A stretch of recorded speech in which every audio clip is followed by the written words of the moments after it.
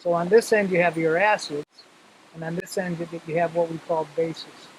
Now for a trout stream, we want that seesaw to be right in the middle, neutral. So we don't want it too much acid or we don't want too much base. So what we're looking for and what we want to see today is a neutral solution.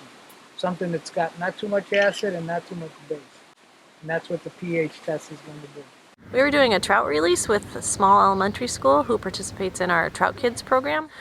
We encourage students, and so do the next generation science standards, some new standards that are coming up, to be in control of their own knowledge and to make their own decisions. So they have received education about where water is in the world, what pollutes our water, what makes a healthy water habitat. It's part of our philosophy behind our education programs, because our drinking water comes from Sebago Lake, and we believe that everyone should understand how to keep our water clean, because everyone benefits from clean water.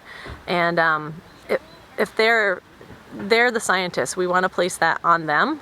And so if they are presented with all the data that we as scientists are presented with, they should be able to make that decision on their own. And I mean it when I tell them it's up to them to decide whether or not they release their trout. So it gives them that sense of responsibility, which every student needs to have, really.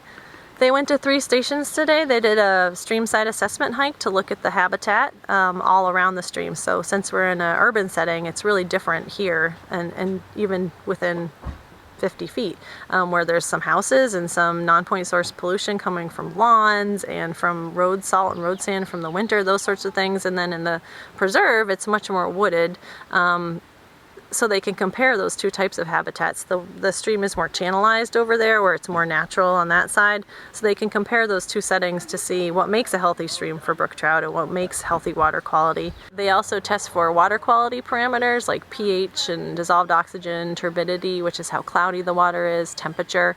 And then the last station, they look at things called macroinvertebrates, which are pretty much bugs that live in the water and are a really nice overall indicator of the water quality of a stream, because they're living there all the time. Some macroinvertebrates can only live in clean water, so if they're finding those sensitive species, they can tell a lot about the water quality. Nice. Here it goes. Awesome. I only have 4. Cool.